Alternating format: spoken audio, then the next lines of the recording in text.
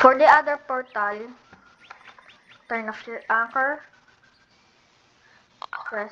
Place a butter block and 6 blocks forward.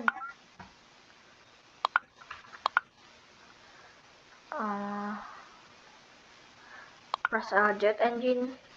Place a portal. Oops. And place a pilot seat in the front. Go to the second stage.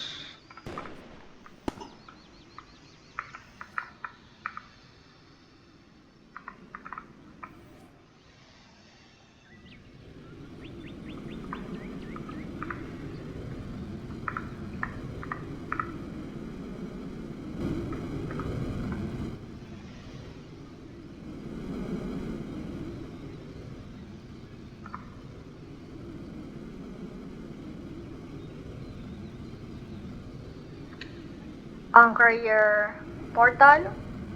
Turn off collision. Delete everything except for the portal.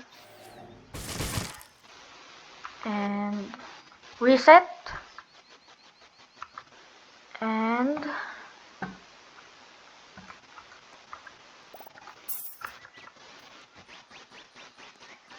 place a switch.